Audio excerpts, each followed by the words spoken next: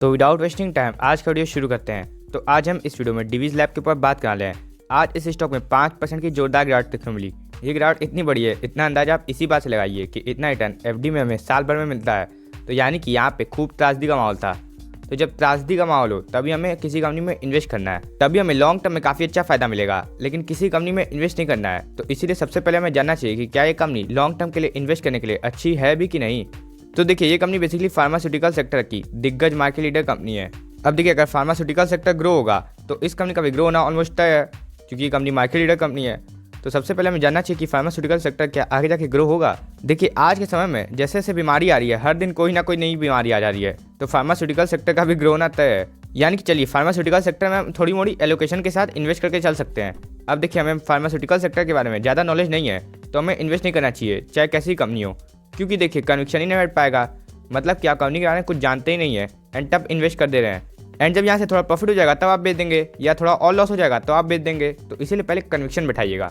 बहरहाल, eight Divi's lab क्या करती है, ये company basically active pharmaceutical ingredients बनाती है, यानी कि एपीआईज, जिसकी डिमांड कभी खत्म नहीं होने वाली है। एंड साथ ही साथ तरह तरह के इंटरमीडिएट्स भी बनाती है।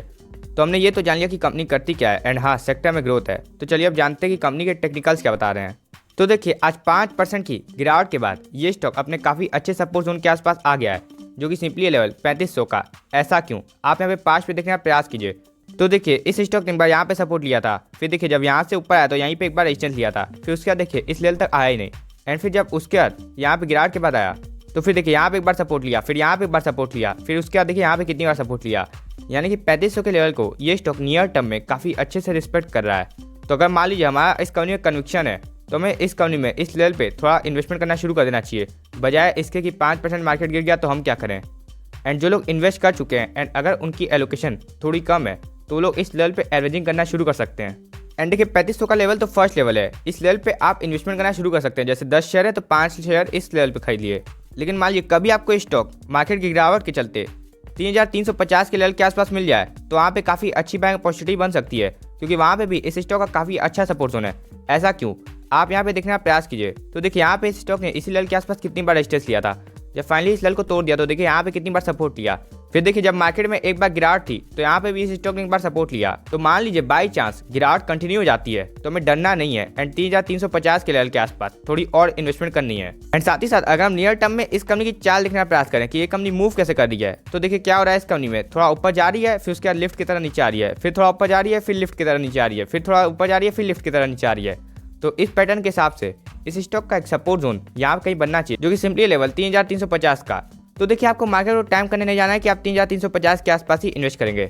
अगर आपकी इस कंपनी में 80% कोई इन्वेस्टमेंट नहीं है तो आप 3500 के आसपास इन्वेस्टमेंट करना शुरू कर दीजिए। एंड जब भी आपको स्टॉक 3350 के आसपास मिल जाए तो अपनी इन्वेस्टमेंट को बढ़ा दीजिए, क्योंकि आप देख रहे हैं कि इस कंपनी में टॉप से कितना ज़्यादा डिस्काउंट है। तो जब इतना ज़्यादा डिस्काउंट किसी कंपनी में हो जाता है एंड अगर उस कंपनी के क्वार्टरली नतीजे ठीक ठाक आ जाते हैं तो फिर रिवर्सल में ज़्यादा समय नहीं लगता है। वही अगर हम इस स्टॉक का RSI देखें तो इस स्टॉक का RSI इस समय 35 पे है। इसका मतलब क्या है, इसका मतलब है कि ये स्टॉक एक डाउन ट्रेंड में जा चुका है, क्योंकि इस स्टॉक का RSI 40 के नीचे चला गया है। तो देखिए, अगर आप एक इन्वेस्टर हैं तो यहाँ पे आपको एक्टिवेट हो जाना चाहिए, क्योंकि जब भी आपको कोई स्टॉक डाउन ट्रेंड में मिलता है ना, तभी आपके लिए एक अच्छी बाइंग अपॉर्चुनिटी है, क्योंकि तभी अच्छी से अच्छी कंपनी भी धड़ाधड़ गिरती है एंड तभी हमें हर प्राइस पे उस कंपनी को खरीदने का मौका मिलता है, अगर हमें किसी कंपनी में कन्विक्शन है तब। वहीं जब कोई कंपनी अप ट्रेंड में रहेगी तो हमें ऊपर के प्राइस पे खरीदना पड़ेगा। लेकिन अगर हम एक इन्वेस्टर हैं तो हमारी सोच ये होनी चाहिए कि हम किसी भी स्टॉक को सस्ते से सस्ता खरीदें। तो इसीलिए आपको इस समय इस स्टॉक में एक्टिवेट हो जाना है। एंड वहीं जो लोग शॉर्ट टर्म के लिए इस कंपनी में इन्वेस्ट करना चाहते हैं, तो देखिए वो लोग इस कंपनी में 80% इन्वेस्ट ना करें, क्योंकि आप देखिए ना कि ये स्टॉक इस समय डाउन ट्रेंड में आ गया है। तो शॉर्ट टर्म में इस स्टॉक में पैसा बनने की प्रोबेबिलिटी कम है, लेकिन हाँ, लॉन्ग टर्म में ये कंपनी कभी आपको निराश नहीं करने वाली, क्योंकि अगर आप इस कंपनी की लॉन्ग टर्म की सेल्स एंड प्रॉफिट को देखने जाएंगे तो वो भी हायर डबल डिजिट में है, जो काफ़ी पॉजिटिव साइन हो जाएगा। वहीं अगर हम इस स्टॉक की मूविंग एवरेजेस देखने का प्रयास करें तो देखिए इस स्टॉक की 200 डे मूविंग एवरेज 3950 के आसपास है, जहाँ से इस स्टॉक में काफ़ी अच्छा डिस्काउंट है। एंड 100 डे मूविंग एवरेज भी 3700 के आसपास है, जहाँ से भी इस स्टॉक में काफ़ी अच्छा डिस्काउंट है। यानी कि आप देख रहे हैं कि लॉन्ग टर्म मूविंग एवरेजेस से ये स्टॉक काफ़ी नीचे ट्रेड कर रहा है, यानी कि लॉन्ग टर्म इन्वेस्टर्स के लिए यहाँ पे पहले ही काफ़ी अच्छी बाइंग अपॉर्चुनिटी बन चुकी है।